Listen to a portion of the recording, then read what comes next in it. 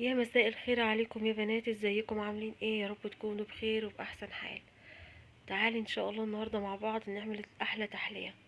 ازاي نعمل كرواسون او المولتون المقلي في البيت.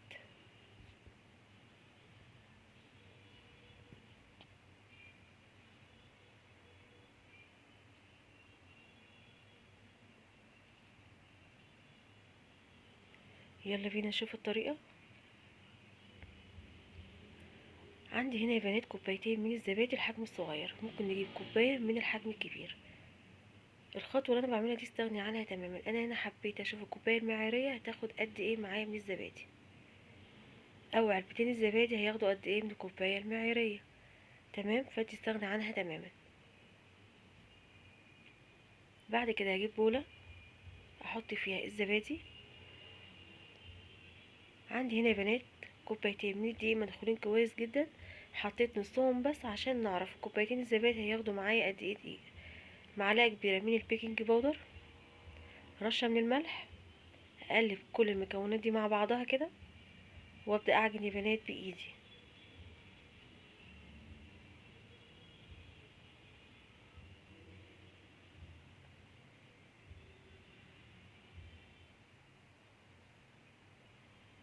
بالشكل اللي احنا شايفينه ده.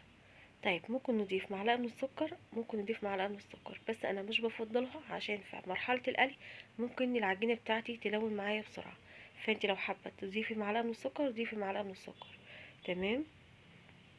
بعد كده حسيت ان العجينه بتاعتي محتاجه معلقه من الدقيق، حطيت معلقه من الدقيق بالشكل اللي احنا شايفينه ده. واستمر في العجن يا بنات.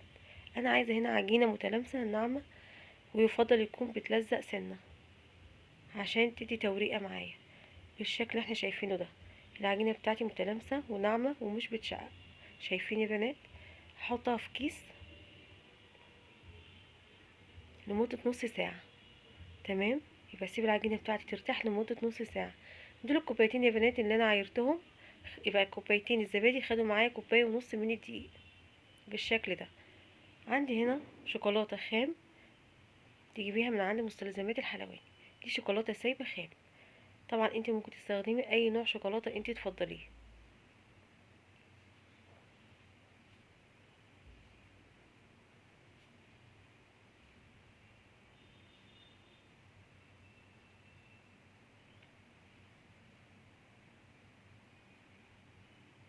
دي الغامقه، وهبدا اعمل البيضه. بس انا في الوصفه دي فضلت الغامقه عن البيضه. بتقطعيها تقطيع عشوائي بالشكل اللي احنا شايفينه ده.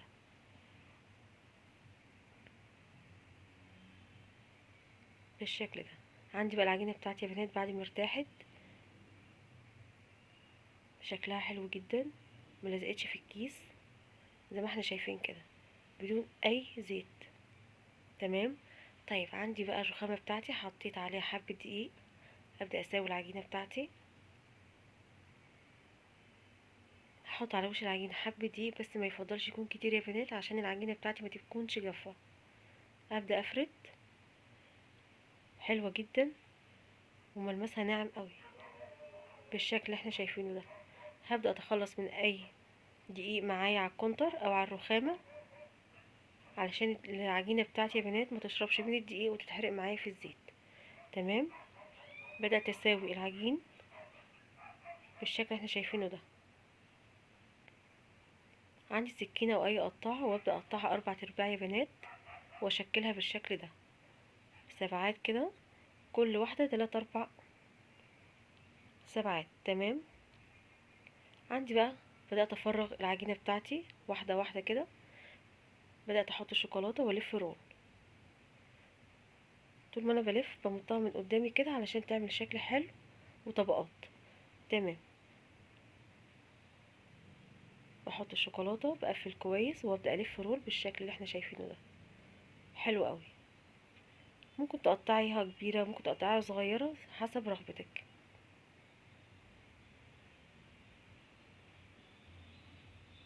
يبقى كوبايتين الدقيق يا بنات خدوا كوبايه ونص من الدقيق.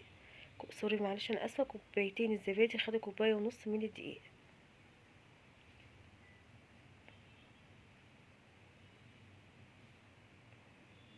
هعمل الكميه كلها بهذا الشكل. حلو جدا. هنا بدأت اقفل عشان حسيت ان الفراغات واسعة جدا.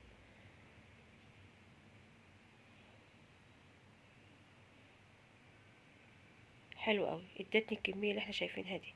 عن طبعا الزيت بتاعي اختبرته، بدأت انزل بالكمية بتاعتي كلها.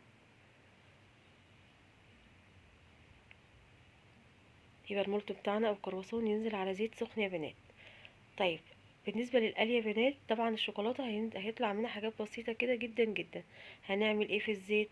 هنسيبه بعد القلي يبرد تماما، وبعد كده نصفيه، وهناخد زيت زي الفل ان شاء الله. هنا اللون بتاعي موحد. حلو قوي. الكرواسون بتاعنا مش هيشرب زيت تماما يا بنات. هنا بدأت اوريكي مراحل القلي من اول واحدة لاخر واحدة، كلهم لون واحد بالشكل اللي احنا شايفينه ده. وزي ما قلت لك الزيت يا بنات نسيبه يبرد وبعد كده نصفيه. بدأت اقدم الكرواسون بتاعي او المولتو بتاعي بهذا الشكل. لو حابة تفضلي، لو حابة انتي تقدمي بهذا الشكل تمام.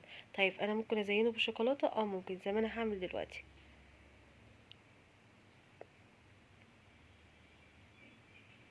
في اي كيس حلواني او اي كيس عندك.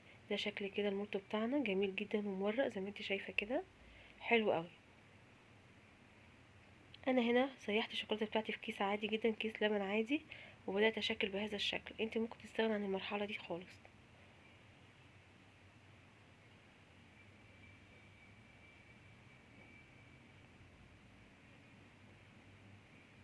وده شكل المولتو بتاعنا يا بنات. حلو جدا، مش شارب زيت خالص، مورق، طعم ما يفرقش عن بره.